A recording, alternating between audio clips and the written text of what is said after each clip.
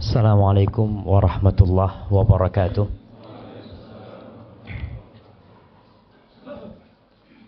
Alhamdulillah alladzi waffaqana li ta'atihi wa arsyadana ila sabili rusydih. Segala puji bagi Allah Jalla Jalaluh yang telah memberikan taufik kepada kita untuk taat kepada Allah, untuk patuh kepada Sang Pencipta. Kita bisa datang ke masjid ini, mendatangi kajian, itu karena kebaikan Allah kepada kita. Kadangkala ada manusia yang merasa sudah berbuat baik kepada Allah, pantas untuk dipuja dan dipuji, melainkan hanya Allah semata. Bahkan tidak sah salat seorang hamba tanpa mengatakan Alhamdulillahi Rabbil Alamin. Allahumma salli wa sallim wa zid wa barik wa an'im ala habibikal mustafa wa nabiyikal mujtaba nabiyina wa sayyidina Muhammad. Ya Allah, semoga salawatmu, semoga salam berkah dan nikmatmu senantiasa kau curahkan untuk hamba kekasihmu, untuk baginda Nabi kita Muhammad sallallahu alaihi wasallam. Yahu yusalluna 'alan nabi, sesungguhnya Allah dan para malaikatnya bersolawat kepada Nabi. Ya ayyuhalladzina amanu sallu 'alaihi wa sallimu taslima. Wahai orang-orang yang beriman, ingat, yang dipanggil hanya yang beriman. Yang tidak beriman silahkan ditutup kupingnya, karena ini panggilan khusus. Allah tujukan buat hamba-hambanya yang khusus, itu yang beriman. Apa kata Allah? Sallu alaihi wasallimu taslima. Kalian bersalawat dan bersalamlah kepada Rasul sallallahu alaihi wasallam. Qalluhum, kata Rasul SAW, sedikit yang lewat 70 tahun itu sedikit. Alhamdulillah, kita dibuktikan oleh Allah Subhanahu wa taala ada salah seorang di antara kita yang umurnya lebih dari 70 tahun. Itu nikmat dari Allah Subhanahu wa taala. Karena kata beliau alaihi salatu wassalam, khairun nasi man tala umruhu wa hasuna amaluhu. Sebaik-baiknya manusia adalah yang panjang umurnya dan baik amalannya. Wa syarrun nas man tala umruhu wa sa'a amaluhu. Seburuk-buruknya manusia adalah yang panjang umurnya, buruk amalannya. Ma'asyiral muslimin rahimakumullah, sebagian ulama membagi kehidupan manusia itu jadi 3 bagian. 20, 20, 20. 20 itu masa muda. Tambah 20 sampai umur 40 tahun tuh masa kematangan. Matang tuh, kalau buah itu udah matang. Setelah itu sudah masa persiapan untuk mati. Allah Subhanahu wa taala berfirman di surat Al-Ahqaf ayat 15. Jadi nanti dibaca tuh surat Al-Ahqaf ayat 15 berkaitan dengan umur 40 tahun ini. Allah mengatakan hatta idza balagha ashuddahu wa balagha 40 sanah qala rabbi auzi'ni, sehingga tatkala seorang hamba itu sampai puncak kematangan dia, sampai umur 40 tahun, dia berkata, Rabbi auzi'ni, ya Allah bantulah aku ya Allah, an ashkura ni'mataka allati an'amta alayya, agar aku dapat mensyukuri nikmat yang kau berikan kepada aku, wa ala walidai, dan nikmat yang kau berikan kepada kedua orang tuaku, wa an a'mala salihan, dan bantulah kami untuk beramal soleh, wa aslih li fi dzurriyyati, dan perbaiki untukku di keturunanku. Inni tubtu ilaika wa inni minal muslimin. Aku bertobat, aku kembali kepadamu, dan aku termasuk orang-orang Islam. Ma'asyiral muslimin, umur 40 tahun adalah umur yang seharusnya orang berpikir lebih panjang lagi. Dia berada di persimpangan jalan terakhir. Persimpangan jalan terakhir ini terakhir. Kalau kau salah pilih jalan, habis. Seakan-akan di depan situ dia jalan ke kanan, jelas menuju ke surga. Jalan ke depan menuju ke neraka. Jalan ke kiri nggak tahu, nggak jelas. Tapi ada orang yang umur 40 tahun masih bingung mau milih yang mana dia. Sehingga terkadang dia melangkahkan kakinya menuju ke neraka Allah. Na'udzubillahi minan nar. Kata dokter, orang kalau sudah umur 40 tahun makannya nggak pakai mulut, makannya pakai otak. Makannya tuh mulai mikir, ini kolesterol, enggak, ini gula, ini asam urat, enggak lah, anak nasi sama telur asin aja. Iya, mulai dia berpikir, nggak sembarangan dia makan, karena dia tahu organ-organ di tubuhnya tidak seperti ketika dia muda, nggak sama. Ketika umur 25 tahun, sate kambing 50 tusuk habis. Umur 40 tahun sate kambing, enggak lah sate ayam aja. Udah mulai dia berpikir. Nah, harus dia berpikir. Uangnya, para jamaah, modal kita dalam hidup ini bukan uang, umur. Kalau masalah uang, orang punya uang 1 triliun, umurnya habis, selesai. Uangnya selesai, ditinggal sama dia. Allah katakan, bukankah kami telah memberikan umur kepada kalian? Tapi sayangnya, tidak ingat kecuali orang yang memiliki hati dan mengingat Allah SWT. Wa ja'akumun nadhir, dan telah datang kepada kalian peringatan. Apa peringatan itu? Disebutkan oleh Abu Hurairah radhiyallahu taala an, bahwasanya Ibnu Abbas mentafsirkan an-nadhir, peringatan itu adalah asy-syaib, uban. Antum punya uban? Kalau bercermin ya Allah, udah tua. Itu peringatan. Kenapa Rasul sallallahu alaihi wasallam melarang menyemir uban dengan warna hitam? Boleh mau dirubah ubannya dengan warna merah, coklat, hijau, kuning, ya. Boleh, tapi nggak boleh dengan warna hitam. Supaya kau itu ingat, wis tuwek. Orang kalau semir hitam, merasa muda gitu. Tapi ketika dia ngelihat putih, dia berasa jamaah. Anak sendiri ketika nyisir jenggot kelihatan, ya Allah, udah ada ubannya, subhanallah. Supaya sadar kalau kau itu sudah hampir waktunya. Itu peringatan dari Allah Subhanahu wa taala. Ma'asyiral muslimin rahimakumullah.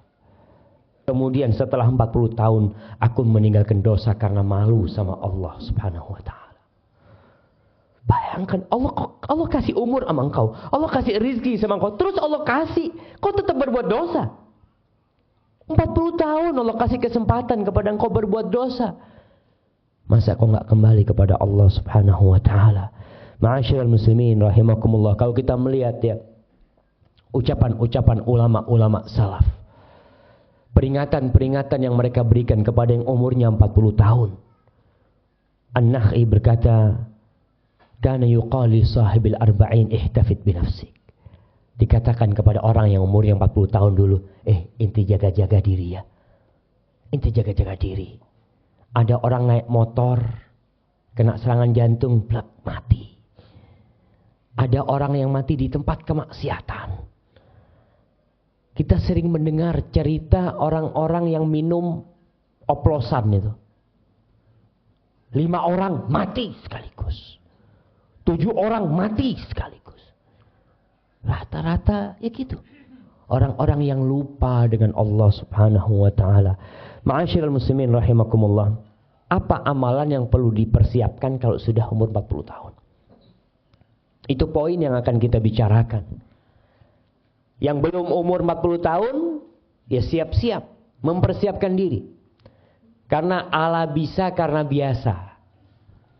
Allah Subhanahu wa taala berfirman, وَوَصَّيْنَا الْإِنسَانَ بِوَالِدَيْهِ إِحْسَانًا حَمَلَتْهُ أُمُّهُ كُرْهًا وَوَضَعَتْهُ كُرْهًا وَحَمْلُهُ وَفِصَالُهُ 30 شهرا حَتَّى إِذَا بَلَغَ أَشُدَّهُ وَبَلَغَ 40 سَنَةً.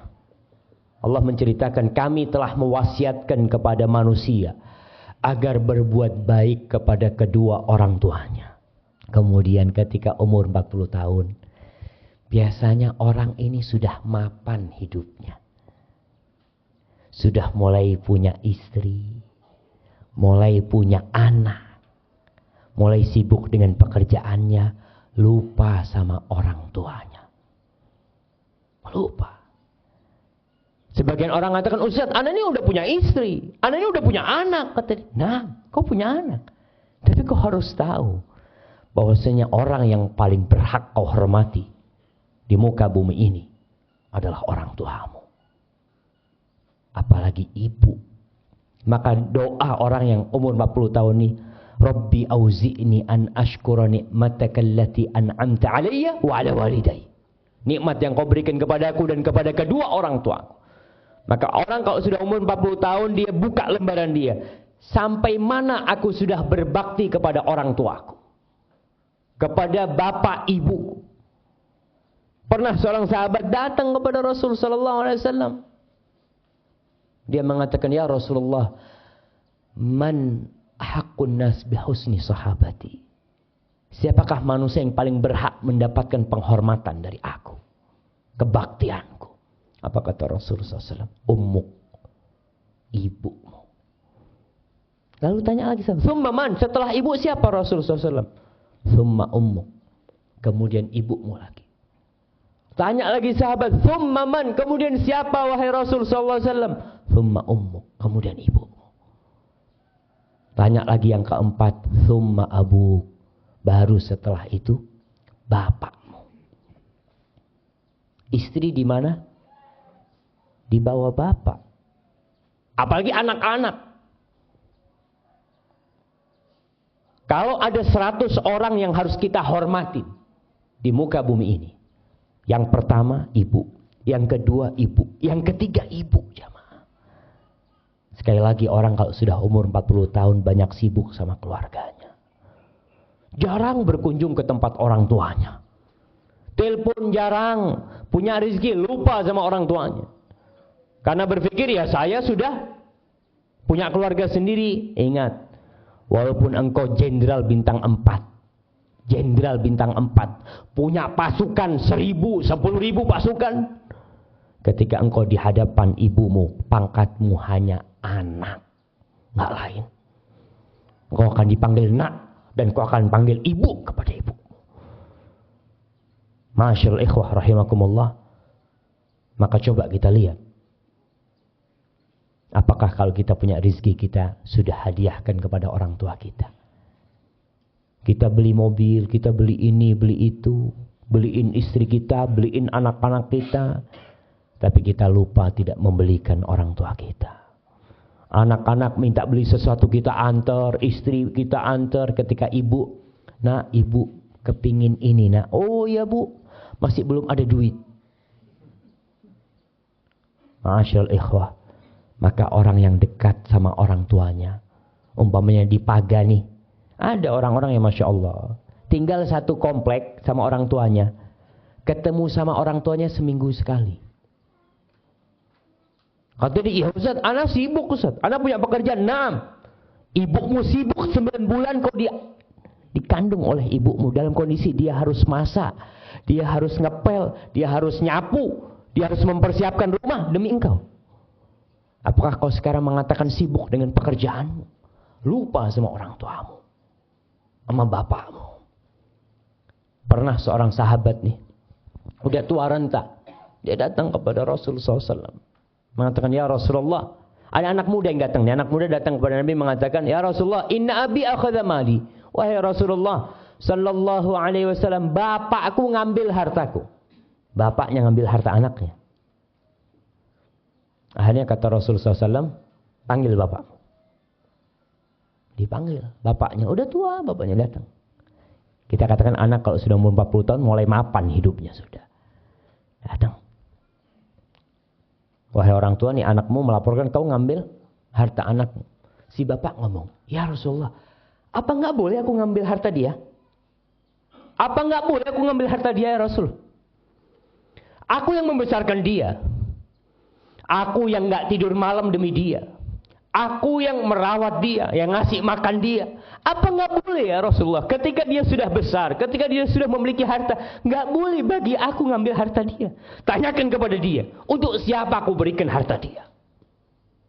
Subhanallah. Rasul sallallahu alaihi wasallam mengatakan kepada orang ini, anta wa maluka li abik. Kau, tubuhmu semua ini dan semua hartamu milik bapakmu, milik orang tuamu. Jadi kita terhadap orang tua kita itu jamaah, subhanallah. Mau minta apa orang tua kita kasihkan kalau kita milik. Butuh mobil, fadl Pak. Apa kalau butuh mobil? Butuh motor, fadl Pak. Kadang kita berpikir, Ustaz, ini kan buat masa depan anak-anak, subhanallah. Anak-anak tuh belum berbuat baik sama kita sama sekali. Tapi orang tua kita yang berbuat baik kepada kita sampai kita jadi orang nih, kita lupa sama dia. Maka yang punya orang tua jauh, kunjungin orang tuanya. Datang kepada mereka. Kita nggak akan bisa membalas kebaikan orang tua kita. Semua kalian ini diciptakan dari satu. Dari Nabi Adam alaihissalam. Dan Adam diciptakan dari tanah. Jadi bahan dasar semua manusia ini sama dari tanah. Maka tidak ada kemuliaan orang Arab atas orang non-Arab. Dan tidak ada kemuliaan orang non-Arab atas orang Arab ya. Kadang-kala orang mengatakan saya Arab, kamu bukan Arab, seakan-akan dia kasta lebih rendah. Orang-orang kulit putih umpamanya memandang orang-orang negro sebagai orang yang lebih rendah dari dia. La fadla, enggak ada keutamaan illa bittaqwa. Yang menjadi standar keutamaan dan kehormatan seseorang adalah takwa kepada Allah Subhanahu wa taala. Penutup perjumpaan kita hari ini karena masih ada acara selanjutnya nanti ini. Apabila yang saya sampaikan benar itu dari Allah Subhanahu wa taala, kalau ada yang salah dan kurang berkenan itu dari diri saya sendiri, Allah dan Rasulnya terbebaskan dari kesalahan itu. Wa subhana rabbika rabbil izzati amma yasifun, wa salamun alal mursalin, walhamdulillahi rabbil alamin. Wassalamu alaikum warahmatullahi wabarakatuh.